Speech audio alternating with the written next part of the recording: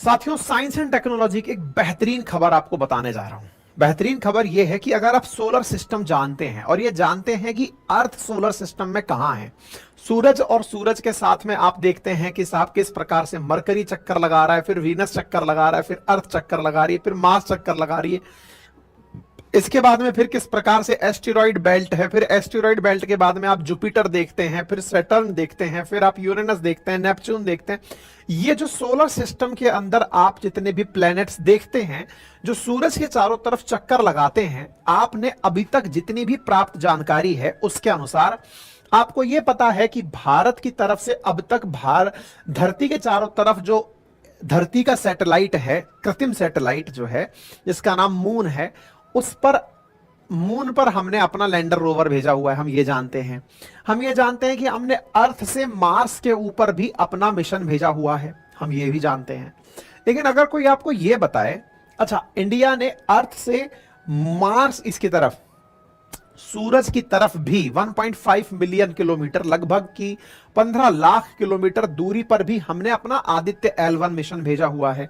ये पृथ्वी से भेजे गए मिशंस की जानकारी है। अगर आपको कोई ये जानकारी दे कि पृथ्वी से सूरज की जितनी दूरी है, अच्छा बाय द वे पृथ्वी से सूरज की जितनी भी दूरी है उसे याद करने की जरूरत नहीं है, केवल इतना समझ लीजिए उसे एस्ट्रोनॉमिकल यूनिट कहते हैं। पृथ्वी से सूरज की दूरी है, ये तो आप सब जानते हैं, रट भी रखे होंगे, लेकिन उसको अगर मैं एक यूनिट में कहूं कि एस्ट्रोनॉमिकल यूनिट कहा गया है, उसे एस्ट्रोनॉमिकल यूनिट यानी एयू, एक एयू इससे इसकी दूरी है, इससे इसकी दूरी को लगभग 150 टाइम्स कर दिया जाए, पृथ्वी से सूरज की दूरी को लगभग 162 गुना कर दिया जाए, तो वो दूरी निकल कर आती है जिसमें सूरज का प्रकाश जहां तक पहुंचता वो दूरी खत्म हो जाती है।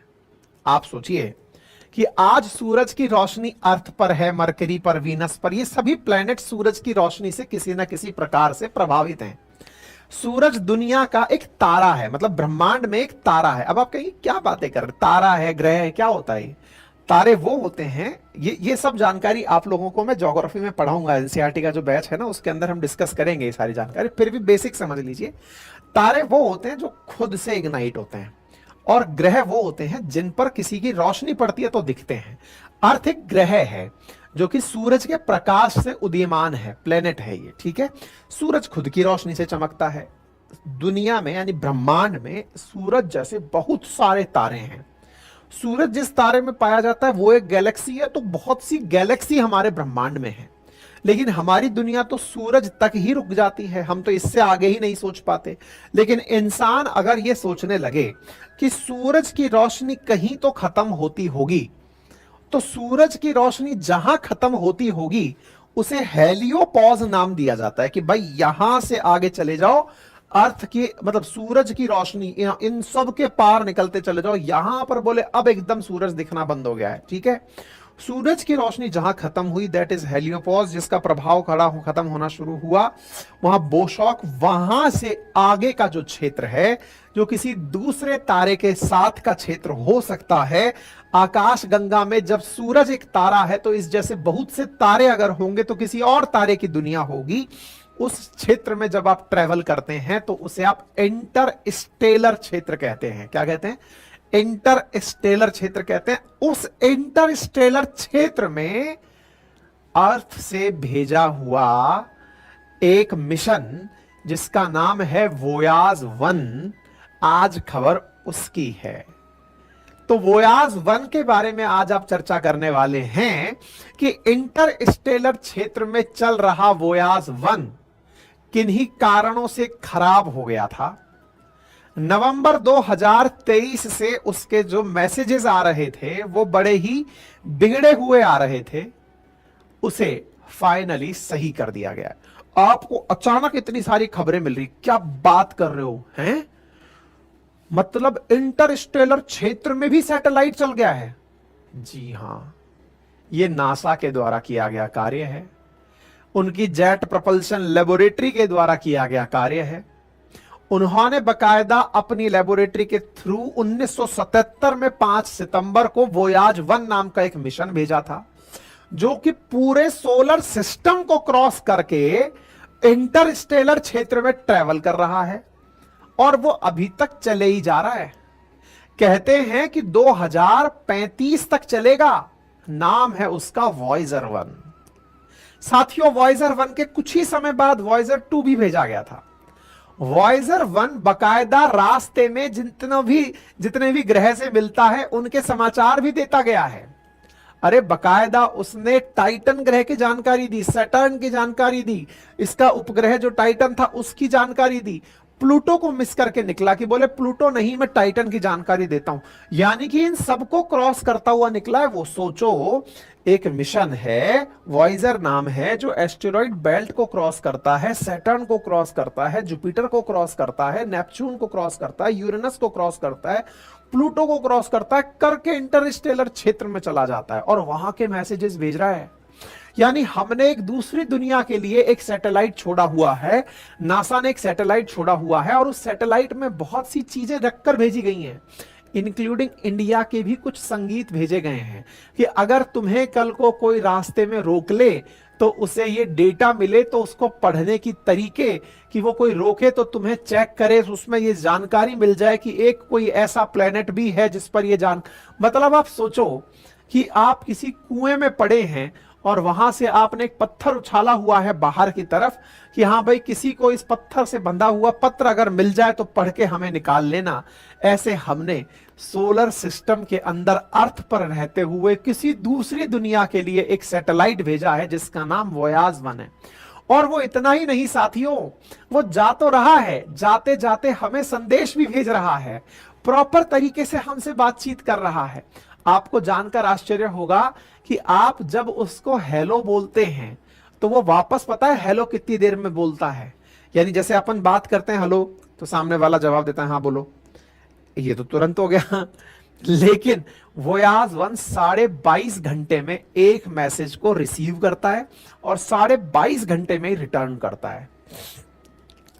लेकिन ये समझने वाली बात है कि अर्थ से इतना दूर, लगभग 162 एस्ट्रोनॉमिकल यूनिट दूर, यानी कि सूरज की तुलना में 150 टाइम्स दूरी पर एक सैटेलाइट सिस्टम चल रहा है और वो अभी भी कनेक्शन में है। तो सोचकर देखो कितना जबरदस्त कम्युनिकेशन सिस्टम विकसित किया होगा नासा वालों के द्वारा। और उस कम्युनिकेशन सिस्टम से बातचीत भी होती है। और इंटरेस्टिंग बात पता है क्या है? वोयाज 1 के जो मैसेजेस नवंबर 2023 से आ रहे थे इंटरस्टेलर क्षेत्र से जाते जाते, वो थोड़े अलग से समझ में नहीं आ रहे थे इसको, नासा को। तो उन्होंने बकायदा कम्युनिकेशन करके उसको सुधार दिया है।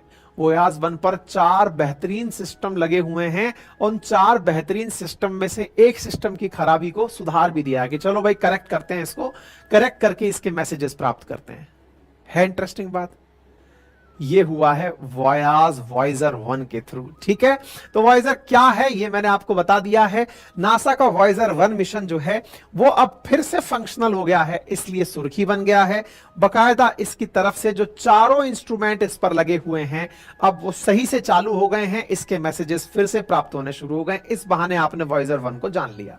तो वॉयजर 1 नासा के द्वारा 1977 में भेजा गया था ताकि बाहरी ग्रह और सौरमंडल के बारे में जानकारी प्राप्त की जा सके। पृथ्वी से 15 अरब मील से अधिक दूरी पर यह चल रहा है। लगभग 2 दिन की देरी के कारण यह प्रॉपर तरीके से कम्युनिकेट कर पाता है। मतलब आप ऐसे समझिए कि वॉयजर 1 इस समय जो टर्मिनेशन शॉक आता है ना सूरज की रोशनी का, आफ्टर वाला क्षेत्र जहां से इंटरस्टेलर क्षेत्र शुरू होता है, वहां पर चल रहा है और वहां से ये लगातार मैसेज भेज रहा है। ये वॉयजर 1 है साथियों, 1977 के अंदर इसको भेजा गया था। इसका जो ड्राई मास है वो 721 किलोग्राम का है और इसे भेजा गया था और ये प्रॉपर तरीके से मिशन लगातार चल रहा है। 2036 तक चलने की उम्मीद है और ये प्रॉपर तरीके से अपने मिशन को ले जाते हुए 5 सितंबर को शुरू हुआ। धीरे धीरे जब इसने जुपिटर क्रॉस किया उस समय 5 मार्च 1979 का टाइम था। जब सैटर्न क्रॉस किया तो नवंबर 12 1980 का टाइम था और सैटर्न का ही सैटेलाइट जब टाइटन क्रॉस किया तब नवंबर 12 1980 था। इसने उस समय पर टाइटन को भी पास किया, उसके एटमॉस्फेयर की स्टडी की, और ये तस्वीरें इसके द्वारा मल्टीपल टाइम भेजी गई हैं। तो इस प्रकार से ये एक सैटेलाइट सिस्टम है वॉयजर 1 के नाम से, जिसको कि नासा के द्वारा भेजा गया था। अंतरिक्ष मंडल के अंदर क्या क्या करने भेजा गया था वो मैंने आपको बता दिया। नासा से ये जो बातचीत होती है, ये डीप स्पेस नेटवर्क के माध्यम से संचार की जानकारी ली जाती है। 162.7 AU की दूरी पर यह है, इस समय है लगभग 24.3 बिलियन किलोमीटर की दूरी पर। अगर माइल्स में बात करूं तो 15.1 माइल की दूरी पर वॉयजर इस समय पर ट्रेवल कर रहा है, और इसको ट्रेवल करते हुए हेलियोस्फीयर को यह क्रॉस कर रहा है। जेट प्रोपल्शन लेबोरेटरी नासा के द्वारा इसे 1977 में भेजा गया था। एस्ट्रोनॉमिकल यूनिट के बारे में मैंने आपको बता ही दिया है किस प्रकार से इसे भेजा गया। ठीक है, ये जब पास कर रहा था तो उसकी कुछ आसपास की तस्वीरें हैं जो इसने बकायदा भेजी कि मैं यहां से निकल रहा हूं, अपने मैसेज आप देखते जाइए, और इसने दुनिया भर की जानकारी अपने आप से भेजी थी। ठीक है साहब, नासा ने दिसंबर 2023 में यह बात कही थी कि इसके अंदर कुछ गड़बड़ी आ गई है, कुछ माल फंक्शनिंग हो गई है, आवाज प्रॉपर तरीके से नहीं आ रही है। तो वॉयजर मिशन की प्रबंधन थी सुजैन डॉड, उन्होंने ये जानकारी दी थी कि साहब कुछ गड़बड़ आ रही है, हम उस डेटा को पृथ्वी पर भेज तो रहे हैं, मतलब वॉयजर 1 भेज तो रहा है लेकिन समझ नहीं आ रहा है, तो उसको सुधारने का प्रयास चल रहा है। तो नवंबर 2023 से इसके डेटा को फिर से सुधारने का प्रयास शुरू हुआ, और सुधारते सुधारते फाइनली इसे सुधार दिया गया है। और सुधारने के लिए कम्युनिकेशन के माध्यम से ही इसके डेटा को इस तरह से सेट किया गया है कि वो वापस से अपनी भाषा भेजने में कामयाब हो गया है। जिस चिप के अंदर मरम्मत करनी थी उस चिप के अंदर रिप्लेसमेंट कर दिया है, उसका डेटा अब दूसरे कंप्यूटर में सेव होगा, ऐसा कमांड दे दिया है, और कमांड के चलते उसका जो मैसेज है वो आना शुरू हो गया है। तो ये वॉयजर 1 मिशन है साथियों।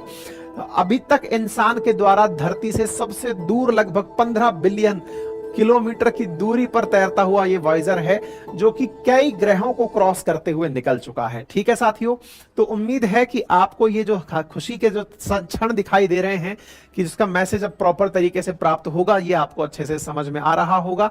यहां से ये जो तस्वीर आप देख रहे हैं ये अर्थ की तस्वीर है, जब वॉयजर 1 ने अर्थ की तस्वीर अंतरिक्ष से भेजी थी।